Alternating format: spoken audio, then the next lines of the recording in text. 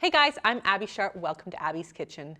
In today's edition of What I Eat in a Day YouTube Reviews, I'm going to be taking a look at Sierra Schultzzie. Now, Sierra started her YouTube channel in 2015 and has since amassed over 1.1 million subscribers on her main channel. She also has a vlog channel which she shares with her husband Steven and a podcast channel that she shares with her best friend. Now, Sierra's channels cover a bit of everything from beauty, fashion, body positivity, self-love, and acceptance, pregnancy, recipes, marriage, reviews, try-on hauls, everything. I mean, she does it all. Most recently though, Sierra has been very honest and candid on her channel about her experience with weight gain, miscarriage, and PCOS, which I have discussed on my channel when it comes to my personal struggles right here. Now, Sierra doesn't do any traditional What I Eat in a Day videos, but she has been working with a dietitian to help her manage her PCOS. So we're going to be taking a look at Sierra's meal plans and recipes that she shares on her channels since learning about her diagnosis. Now, before we jump into my review, I want to start with my general disclaimer that the information in this video is for entertainment and educational purposes only, and you should always seek out the help of a registered dietitian or medical professional for your unique case. Also, a bit of a reminder to please be kind in the comments, both here and on Sierra's channels. I do not want to see any body shaming going on. On that note, let's meet Sierra. Please excuse the lack of footage. We had to use images only for this video, but definitely check out the timestamps for the full clips.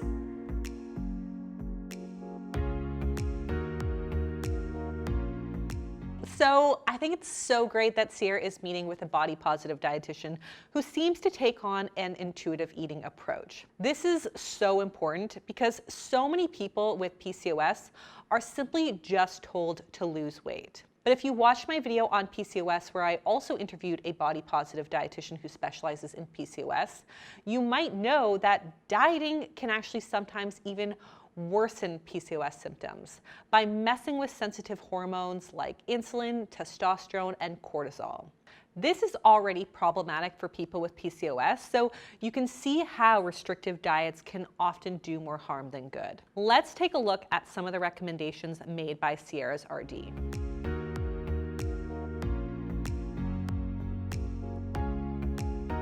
Love this. I am totally stealing naked carbs and saying that because that's just so fun.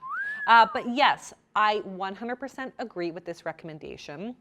Insulin resistance is a common symptom of PCOS, which is basically what happens when the cells in the body are less responsive to insulin. Basically, insulin is like the key that opens the door to the cells to let glucose inside in order to provide us with the fuel and energy that we need. When something is wrong with the key, aka insulin, the door of the cell won't open, leaving glucose trapped in the bloodstream, resulting in higher blood sugar levels. Unfortunately, if not managed through lifestyle or medication, long-term insulin resistance may increase the risk of prediabetes and eventually type 2 diabetes. So just as Sierra's RD recommended, you would ideally want to pair carbohydrates with a protein to help slow down the sugar absorption, which will allow blood sugar levels and insulin to remain even-keeled. This is also exactly aligned with the suggestions that we got from Julie Duffy Dillon in our PCOS video here. Now, another recommendation that I might make is to choose higher fiber carbs more often, as they tend to offer a lower glycemic index. If you're unfamiliar with the glycemic index, it's basically a scale that ranks different carb-containing foods by how much they raise blood sugar levels after being consumed. So foods that have a high glycemic index, like white bread, for example, will increase blood sugar levels faster than foods with a low glycemic index, like sourdough or whole grain bread. Research has also shown that low glycemic index diets for people with PCOS have shown improvements in not only insulin resistance, but also menstrual regularity. Now, that doesn't mean that you can't have refined carbs ever, but the suggestion would be to then pair them with a protein like we already talked about to reduce the overall total glycemic load. Another suggestion for the management of blood sugar levels is to ensure that meals are spaced out evenly throughout the day. Some studies suggest that eating 6 times a day has a more favorable impact on insulin sensitivity for people with PCOS. So that might look like having 3 meals a day with snacks in between, or eating something every 2 to 3 hours. This will ensure that blood sugar levels remain even throughout the day, as there is a consistent flow of fuel to the body. Let's see what else she suggested.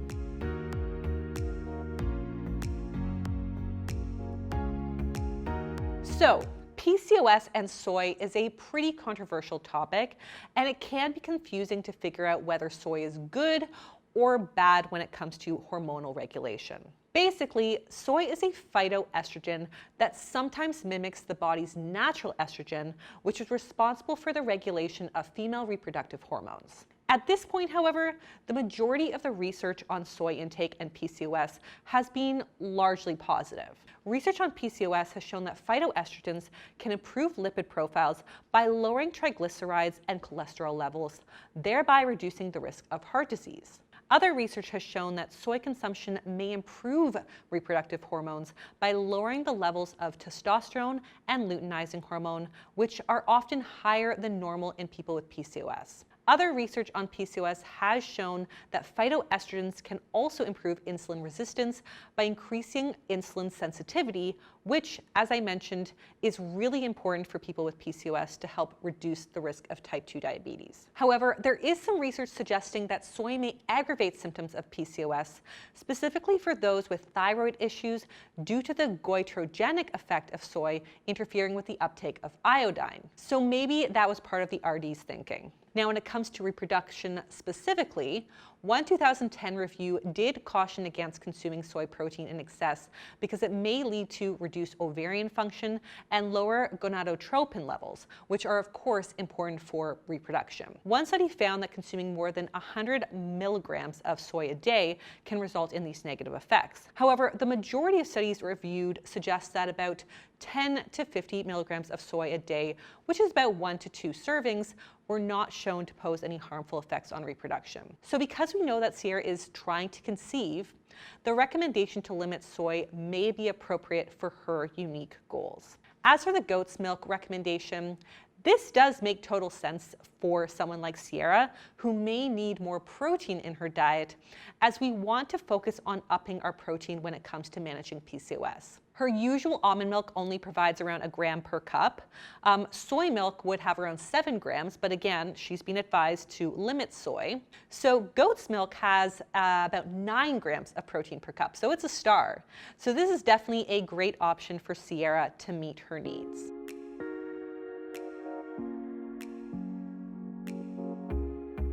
So it sounds like Sierra had a positive experience with her dietitian, which is so great to hear. And I totally agree that small, manageable changes are definitely more sustainable in the long run, rather than being overwhelmed with making too many changes too quickly. I also love that when Sierra talks about nourishing her body, she uses descriptive words like feeling healthy, good, and strong, rather than focusing on weight loss or fat loss. Okay, so now let's see how her meal planning goes.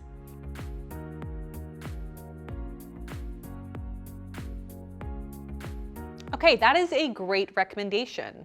So we have the protein from the protein powder and goat's milk in the protein shake, and some carbs from the banana in the shake as well. And the addition of the string cheese or nuts on the side will add some of those fats in there, which would obviously make this a really satiating breakfast to keep her blood sugar levels in check.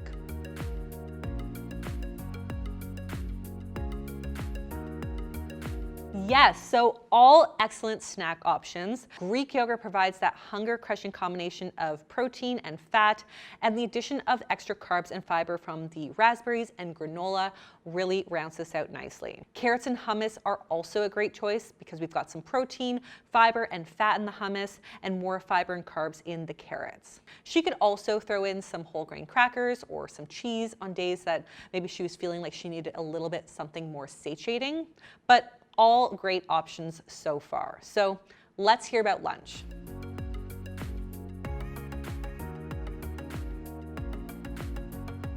So I love that Sierra is meal planning in the context of her busy work week. So instead of picking up some takeout or potentially missing lunch entirely, she's piecing together a simple on-the-go meal. So a caloric and nutritionally dense energy bar paired with some nuts on the side can be a small, quick lunch on the go.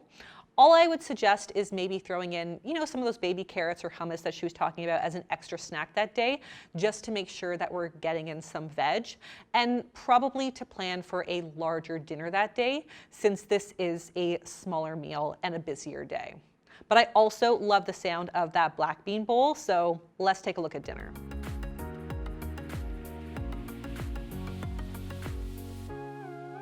Okay, so again, we're seeing the dietitian's carb plus protein pairing recommendation in action, whether it's the falafel with brown rice on Greek night or the beans and brown rice for veggie fajitas night. And I love that she actually does end up planning for a larger dinner on her busy workday, knowing that she'll likely be hungrier that day. Overall, I think that Sierra did an amazing job implementing the recommendations that had been made for her by her dietitian.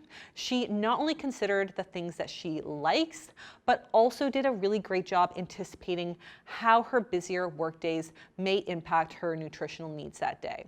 Honestly, if Sierra was my client, I would be really proud. Okay, so while I have tried to switch to reviewing people's days as a whole, that doesn't really work in the context of Sierra's channel because she doesn't really do a whole lot of what I eat in a day videos. So we are going to take a look at her choices meal by meal. Let's start with breakfast. Okay, so while I totally think that RX bars are a great snack, and I love that they use really simple ingredients, there's only like 200 calories here. So we could maybe pair it with some nuts or yogurt and fruit, or just like a piece of whole grain toast. That would help prevent any drops in energy and blood sugar fluctuations. But I do know, however, that in this video, she's still just kind of getting used to the idea of having breakfast, period. So I do think that the bar is an easy and convenient way to kind of just edge into that habit. Let's take a look at another breakfast. Okay, so now that Sierra has gotten into the breakfast routine, I love that she's taking another kind of breakfast step up with this yogurt and pumpkin seed combo. So here we've got some protein in the yogurt, plus some fat and extra fiber in the seeds, and it's still really easy to make. Now, when she's ready for step 3, she could add some berries or banana on top for a little extra fiber and energizing carbs, but in general, I really like this step. Let's take a look at breakfast 3. She just totally listened to my suggestions, so I love that. But now she has taken that protein-rich Greek yogurt with the fiber and healthy fats from the walnuts and pumpkin seeds, and has added in some carbs from the banana and berries. And the walnuts specifically are an actual great nut choice, since research suggests that consuming more omega-3 fats, like those found in walnuts, may help reduce insulin resistance and cholesterol levels in people with PCOS. So yay, 2 thumbs up for this meal. Let's take a look at some of Sierra's lunch and dinner meals. Okay, so I love this little ode to Greek yogurt because it's also a huge staple of mine, because like she said, it has 29 grams of protein in 1 cup. Now, the one thing I would say as she is using a fat-free yogurt is we don't have to fear higher fat dairy. There is actually research to support that higher fat dairy is not associated with cardiovascular disease, metabolic syndrome, or even weight gain over time, which I know seems counterintuitive. There's also research to suggest that compared with low-fat dairy, full-fat dairy actually has lower levels of androgens. Not to mention, intakes of lower-fat dairy, but not full-fat dairy, has been shown to increase the risk of ovulation-related infertility. Not to mention, the extra fat will again help slow down any insulin response. And most will agree that full fat just tastes better. So when I do consume dairy, I don't usually bother with fat-free. Now, I know a lot of you watching do not do dairy, so other plant-based sources of protein that are not soy-based that Sierra could throw into the rotation could include beans, nuts, powdered peanut butter or nut butter, cheese, eggs, and hemp seeds. As for this meal, I love that we're seeing lower glycemic index carbs on board like sweet potato, bell pepper, and quinoa, plus the protein in the Greek yogurt. My only small suggestion would be to maybe pump up the veggies a little bit, maybe throw in another bell pepper or some leafy greens, green beans, or something like that. But overall, this looks like a really hearty meal. Let's take a look at another option. Okay, so simple, satisfying, and delicious looking. We've got our carbs from the farro and corn, protein from the black beans, plus some healthy fats from the avocado, and also some high fiber veg in there. I also totally love that Sierra acknowledges how filling this meal was for her and just honors her hunger by eating until she was full and satisfied and not feeling the need to necessarily clean her plate. Let's take a look at another option. So this looks like a great no-fuss, socially distanced Easter meal. Now, as we know, we ideally want Sierra's meals to be paired with some source of protein, especially because she's having potatoes, which are a high glycemic index food. However, even though we're not seeing a traditional protein source, quinoa does provide about 8 grams of protein per cup while also having a low glycemic index, plus the dollop of Greek yogurt and the trace amounts of protein in the potatoes and the broccoli. So the total protein is about 14 grams in this meal. Not bad, but maybe we could actually add some nutritional yeast to the potatoes, which would give them a really delicious cheesy flavor, or add some Greek yogurt in there to make them extra creamy, or we could throw some canned beans into the quinoa pilaf. As you know, I don't love food rules, but if you need a little structure, I like to roughly aim to fill half of my plate with vegetables, a quarter with my carbs, and a quarter with my protein. Having said that, like if this was Sierra's Easter meal, I mean, I really need to shut my mouth right now because PCOS or not, holiday meals are not meant to be perfectly balanced. And honestly, this looks pretty damn nutritious to me. Let's take a look at another dinner. Okay, so this is not fancy or Instagrammable, but I love that we're leaning on our pantry staples. I also love that she's rocking the nutritional yeast here, not only for its cheesy flavor, but because it definitely boosts up the protein. Believe it or not, there's about 15 grams of protein in every quarter cup of nutritional yeast. So it's an awesome pantry staple protein in my books. Nutritional yeast is also a great source of vitamin B12 when it's fortified. And we know that both people who follow a plant-based diet and people with PCOS and insulin resistance do tend to have lower levels of B12. Some research also suggests that vitamin B12 deficiency may play a role in infertility. So considering that Sierra is a vegetarian with PCOS who is trying to conceive, I would definitely pay attention to B12. Other vegetarian sources of vitamin B12 besides nutritional yeast would include dairy products, eggs, and fortified cereals, though for strict vegans, supplementation is almost always recommended. Let's take a look at another option. Okay, so I love how accessible these recipes are.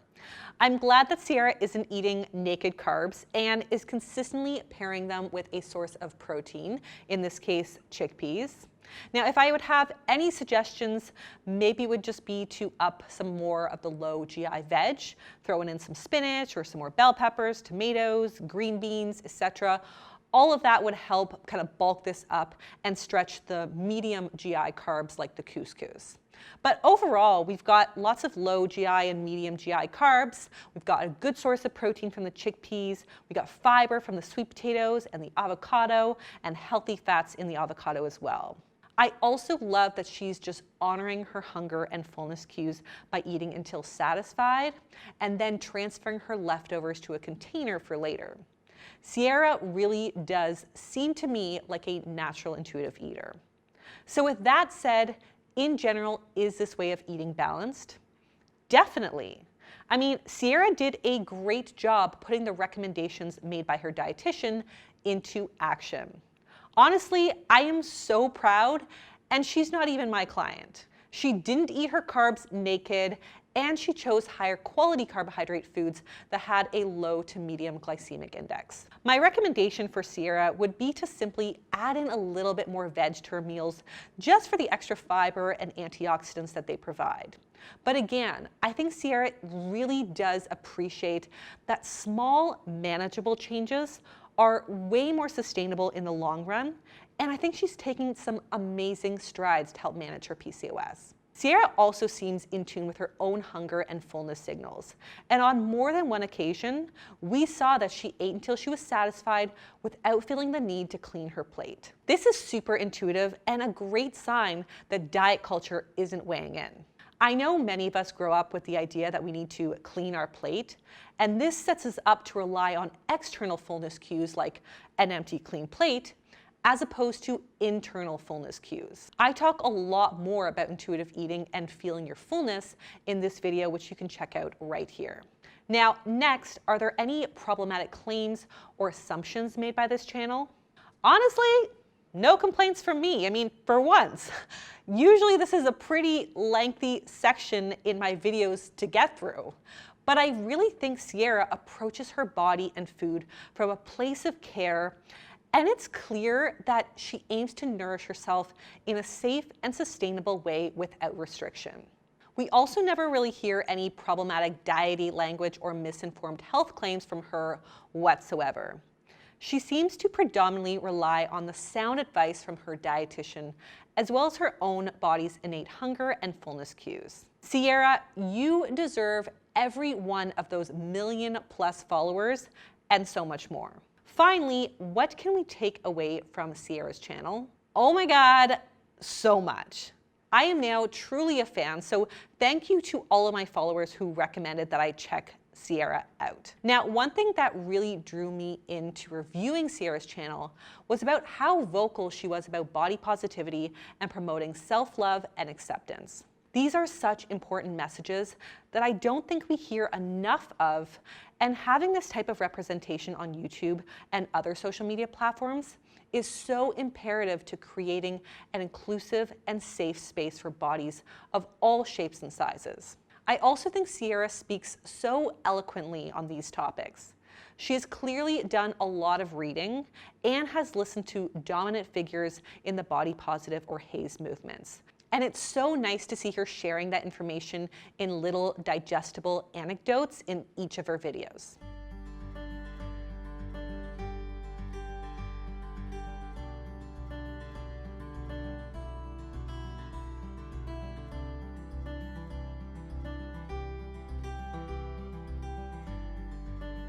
Girl, this is so important. I am not going to watch the whole thing, but Sierra talks about dealing with internet trolls criticizing her for gaining weight. And as soon as she came out as having PCOS, they all said, "Oh, I'm sorry, it's okay." Like Sierra says, YouTube fans are not entitled to any kind of explanation on why her body is doing what it does. I mean, does her weight impact the quality of the content she's putting out? No. Is she spreading misinformation? No. Weight gain, whether it's due to a medical condition or not, does not impact your value as a person. And of course, it's important to acknowledge that weight is not just influenced by diet, exercise, and lifestyle, but it's also important to acknowledge that even if something like a medical condition is not at fault for your body changing, it still doesn't have any bearing on one's value or moral character.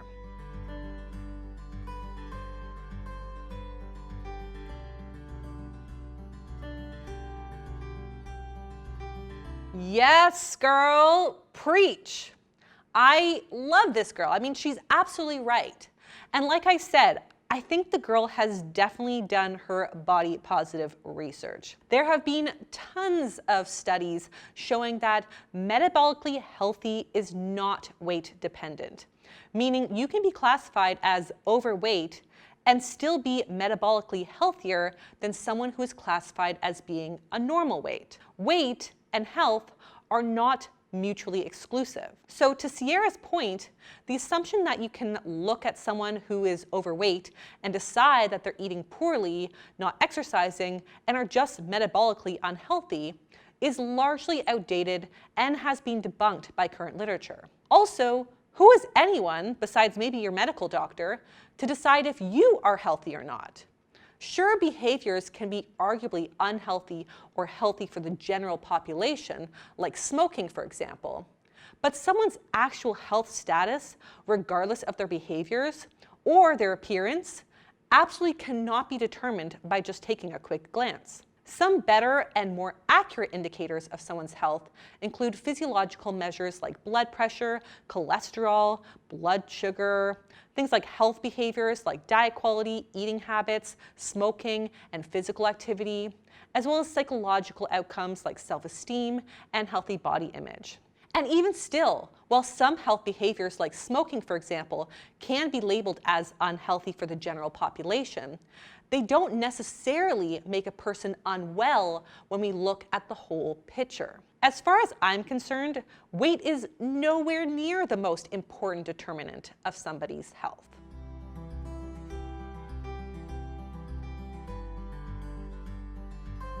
Love this. Body acceptance is not about letting yourself go, as so many people think. But I think Sierra proves that it's actually about self-care and body kindness, which can include eating and moving in a way that feels good and supports your physical, emotional, and mental health.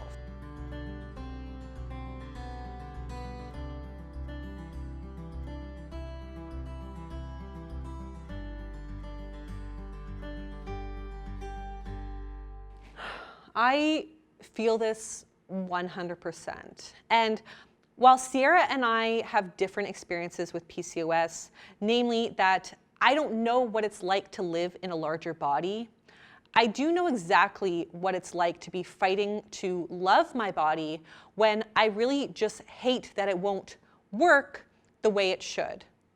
You know, women are taught that our bodies really have just a few main functions. We're to get pregnant, have babies, and feed those babies. I've struggled with all of those things, and I've talked about my struggles in getting pregnant, and I've talked about my struggles staying pregnant, and I've talked about my struggles breastfeeding, none of which came naturally to me at all. I have had to fight like Sierra is fighting right now. So I know that feeling of knowing that you need to treat your body well with nutritious food and supplements and exercise, while also just being so mad that it won't do what we've been taught it's supposed to do. I know that I'm on the other side, but I will never forget that anger and disdain that I have felt for my own broken body. So I totally get where Sierra is coming from. In another one of Sierra's videos entitled Learning to Love My Body Again from My Lowest Point, she describes her journey in trying to love and accept her body after her recent miscarriage, which understandably resulted in a lot of body distrust and disappointment. Sierra then drafts up a plan that will help her show her body respect and love despite her heartache, and spoiler alert, weight loss is not even on the list.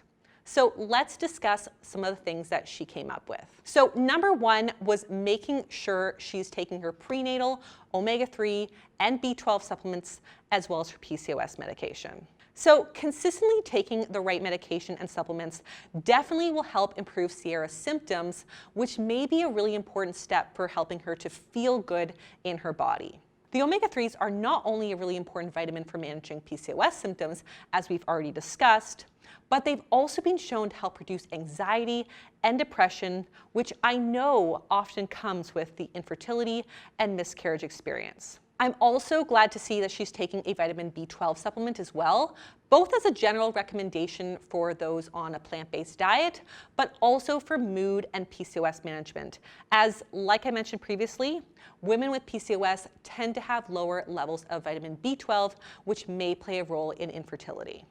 Number two, she's making sure to hydrate. So Sierra is making it super convenient and easy for herself to meet her fluid needs by using a measurable water tumbler and refilling it a few times a day. This will definitely help Sierra balance her mood while also helping her to feel more energized.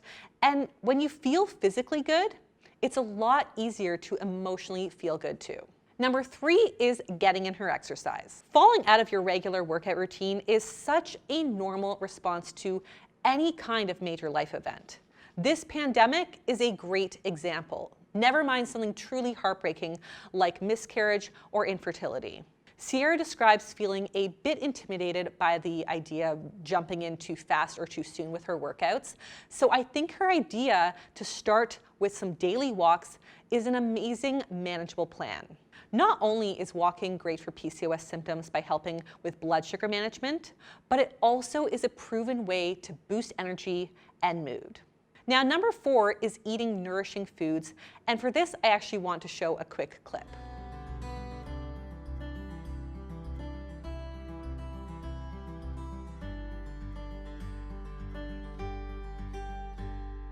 I don't even have to say anything because Sierra just nailed it. To be sustainable, for most people at least, healthy eating should be the end goal in itself, not something you just do to change your body. And I love how specific and sustainable her goals are. She talks about some of the baby steps she's planning to take, knowing that taking on too much too fast is just gonna flop. This is basically what I see all the time.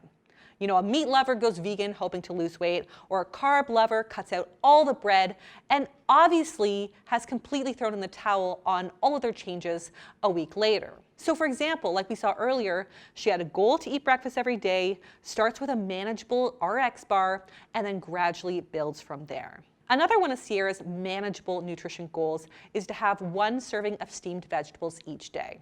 Throwing some frozen or fresh veg into a pot or the microwave is an easy, achievable way to sneak those veg in when the thought of making some complicated salad or a roasted veggie side dish seems too daunting. I think this is really great advice for anyone who's trying to start eating more vegetables without getting overwhelmed. Overall, I think this is a perfect example of gentle nutrition and meeting yourself where you are. It can definitely be even more overwhelming when you're dealing with life changes and health issues. So kudos to Sierra for being patient and kind with herself and practicing self-love.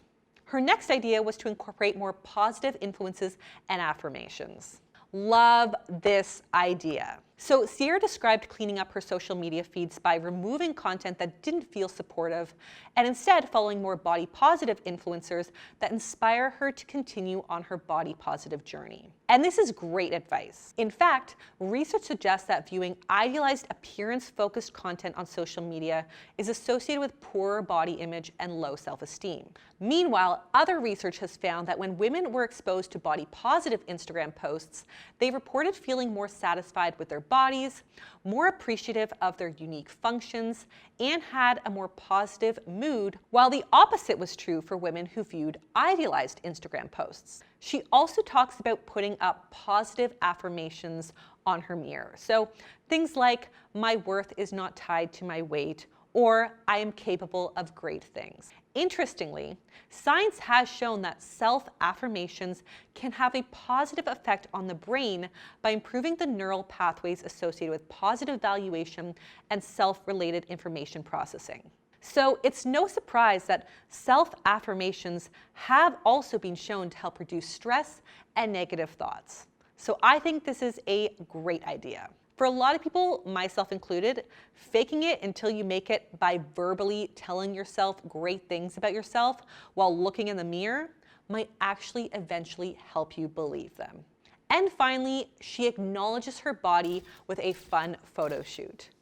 I don't think I can watch Sierra without a huge smile on my face. Her positivity is infectious, and you can totally see her mood and confidence build throughout this video, culminating in this super fun photo shoot. Sierra, you are an amazing woman and an amazing role model for so many women and men out there who are struggling with body insecurity, infertility, or just general sadness in difficult times. I think that these steps here could be applied in so many different settings, including just the general funk that so many of us are in due to social isolation. Bottom line, I know this video isn't exactly like my typical What I Eat in a Day reviews, and I know that it's long and I've actually been actively trying to cut these things down, but honestly, I just had so much good I wanted to say. I could have just sat here and played you Sierra's full videos like on repeat because I think they're just so valuable. But instead, I do recommend you go to her channel, like as soon as you finish liking and commenting on this channel, to go check it out. Sierra, so much of what you said resonated with me, as you know, we both have very similar infertility journeys. But your resilience and sense of self-love and acceptance is so amazingly inspiring. I know that the next time that I face a roadblock thanks to my body, whether that's due to breastfeeding round 2 or a future pregnancy or just really anything in life, I am totally going to revisit your videos as inspiration to get through. When it comes to nutrition, I think Sierra is doing a great job. Her meals are looking balanced, they're sustainable, they're not restrictive, and she's approaching her meal planning gently from a place of self-love, not changing her body. And finally, the body positive language and focus on healthy behaviors, not body size and weight, is so refreshing in the YouTube space. Definitely go give this girl a big subscribe and a virtual hug. And that is all from me today, folks. Again, please be kind in the comments, both on my channel and on Sierra's. But if you like this video, please be sure to give it the thumbs up. Leave me a comment below with who you'd like to see me review next. Subscribe to the channel, and I will see you next time on Abby's Kitchen. Bye!